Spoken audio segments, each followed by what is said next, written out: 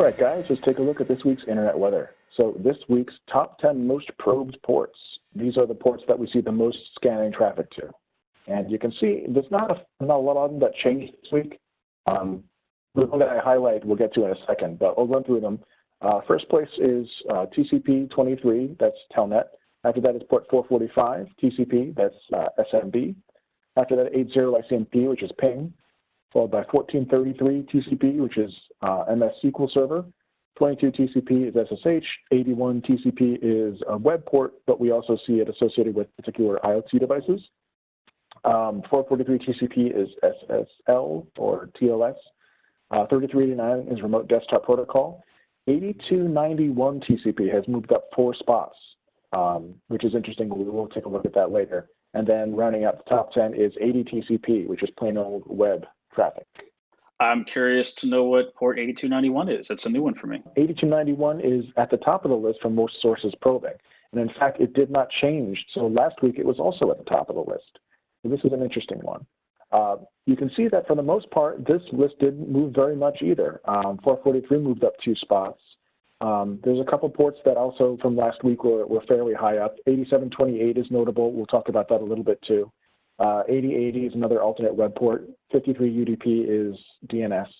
But again, not a lot of movement this week.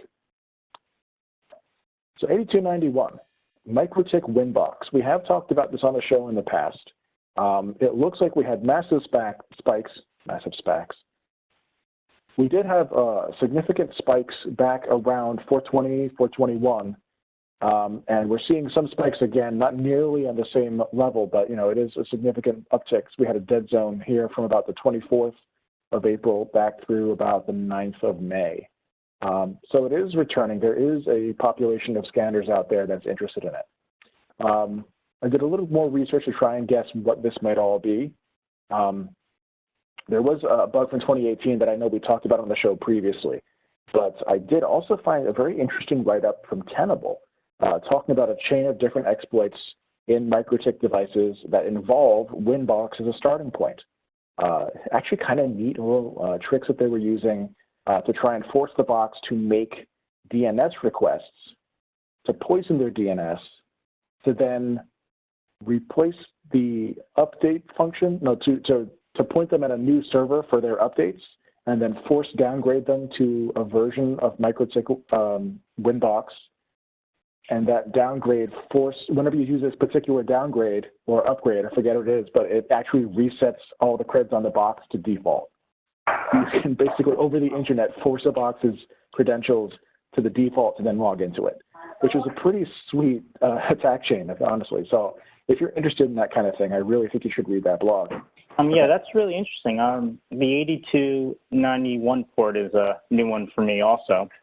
I also saw that 8728 was also was on the scanning chart. Is that somehow related to this port 8291? I think I should let you do my transitions from here on out, because the very next thing I was about to talk about is 8728 TCP, which is the Mikrotik API port.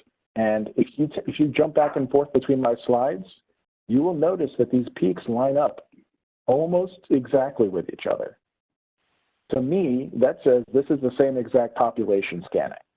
There may be some changes, some small deviations here, but those don't just line up by accident. So it is a huge botnet, significant number of hosts across the internet. I wouldn't say it's tied to any one reason, but Mikrotik is a pretty popular brand of small home and office router, so it kind of makes sense. There might be more than one vulnerability in play, or there may be more than one way of scanning for this device. So we've seen situations where someone will scan for a port just to identify that they're looking at the kind of device they want to attack, and then pivot to an entirely different port once they've confirmed that that's the device they want. Because you could scan the entire internet for port 80 all day, and you could waste your time looking at every single web service that's there. Or if your device has something running on some obscure port, you scan for the obscure port, and then you save yourself a lot of time. So what this all means right now, I'm not sure. I can't say for certain which vulnerabilities are being exploited here, but somebody's interested in these ports. And hopefully sometime the next week we can set something up, and maybe we'll be lucky enough to catch some of this traffic and understand it better. Yeah, I wonder if this trend will continue or if we'll see another lull. kind of like you reported there for, a few weeks, Mhm. or if this will continue for, amount of time. So the last one we've got this week is an interesting one. It's port 60,001 TCP, which is related to MyPower DVRs. There's apparently a service running on this port called MyPower DVR JAWS, and the SANS Internet Storm Center had a write-up about a vulnerability on this particular port. So at this point, that's what I think this is.